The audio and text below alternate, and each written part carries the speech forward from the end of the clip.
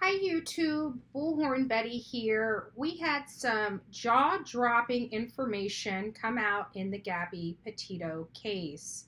Many of you guys know me from the Gabby Petito case because I was in front of Brian Laundrie's house for 5 weeks with my bullhorn, i.e. Bullhorn Betty. But they're suing the MOAB Police Department for $50 million for their handling of their daughter.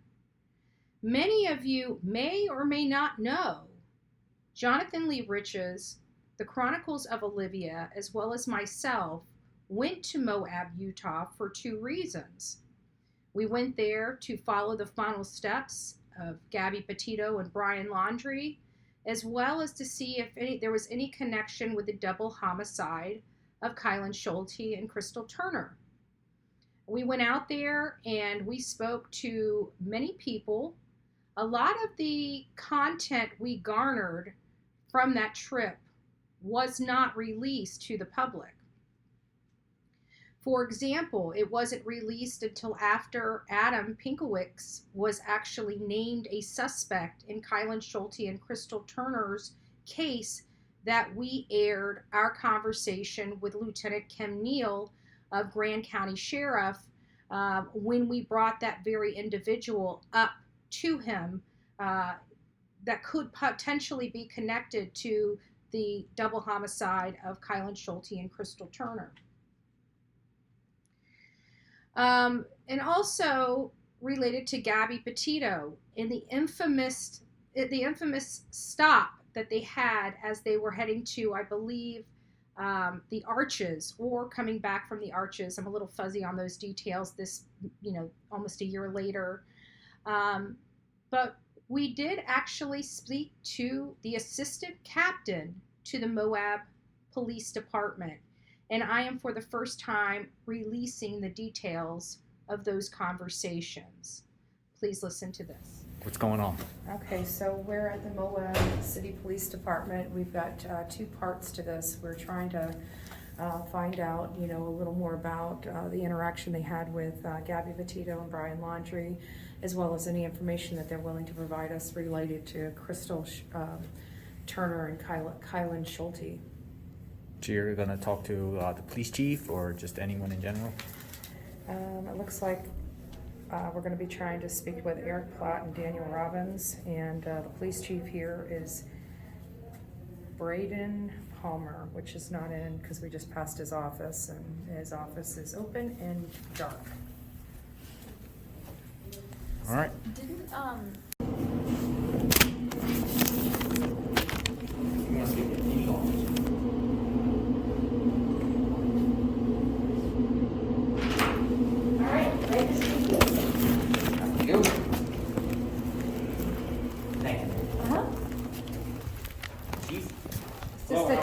Hi, I'm Andra. Nice to meet you. I'm Olivia. Hi, Chief.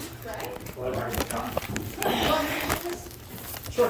Look at that blue lives matter. Yeah, I love it. We back the blue. You back the blue for sure. Appreciate that. So. So the reason why we're here is we've just left the sheriff's office. I actually have questions on 2 separate cases, 2 separate matters. You obviously know what they are going to be. Yeah. More than likely. Yes. So my questions are with relating to the MOAB police with Gabby Petito and Brian Laundrie. I'm just going to start with them because I think my questions with the Schulte and Turner case, it might be a little bit longer. What happened? It seems like they didn't have information. They had a call in from a passerby that Brian Laundrie was abusing Gabby, and it appeared that they did not get that information out in the field when they actually pulled the van over. Can you answer to that? So, in regards to the Petito and Laundrie incident, what I will say is that we do still have an active investigation into the handling of that matter. Because of that, in my position, I have to respect the integrity of that investigation. Okay. So, the safest thing for me to say is that because the investigation's ongoing, I can't answer your questions. Okay. Now, ask me that question one more time, just. So, see. related to them, I wanted to find out, was there a communication issue? Because it seemed like somebody had called in to explain that Brian was hitting on Gabby, but by the time the officers had pulled them over, it didn't appear that they had been communicated with that information because, obviously Gabby was distraught. She basically took the blame for what was going on. And to me, I thought the officers really didn't want to arrest her with, lack of knowledge and I do applaud because I'm a domestic violence survivor myself, so I kind of understand. But I'm just wondering what happened there, like the communication from. Right, and to best answer your question, I think that's really what we're trying to find, right, through this investigation. That's Okay. why we have somebody reviewing that to see exactly were there breakdowns. If there were breakdowns, what could we do to fix those breakdowns? So right now, I don't have a clear answer for that. I think we're going to have a very clear answer for that upon the completion of the investigation. Right. We're just trying to figure out what happened, right? Absolutely. Now, there's also a lot of unanswered questions with Brian, Laundrie, and this Kylen Crystal Turner. Is there a connection between them? As far as I know, no. And what I will say about the double homicide is that our involvement in that case has been slim to none. Why? Because it's not Because jurisdiction? it's jurisdictionally, yes. So our involvement was the initial call that they were missing. Yeah. That's really it. So What about the people like they're like bashing your police? And there is. Oh yeah. How do you how do you guys It's obviously it affects morale, right? So, but I don't think it's anything that the people working in this sector aren't used to. So, going back to like Gabby and Brian just a little bit, obviously, hindsight's 2020, and we now know that Brian Laundrie was the aggressor, and most of the time, and at least in my experience, whoever's saying that they are doing it, it's based upon them.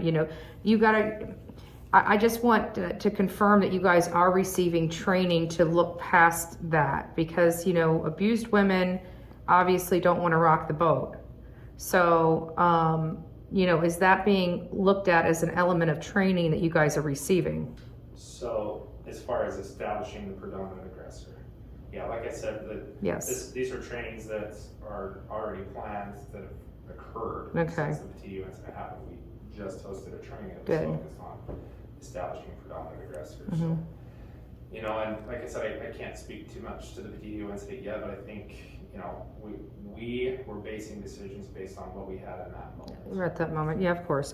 And like I said, we do back the blue. You've been very, very kind and welcoming, and we do appreciate that. So what are your thoughts based upon what the assistant captain told us related to Gabby Petito and what is going on in the case at that time? Please remember, this interview was taken November 15th, 2021. Again, if this was beneficial to you, don't forget to like, share, and subscribe to this channel. And please don't forget to leave a comment below. Have a great day and God bless.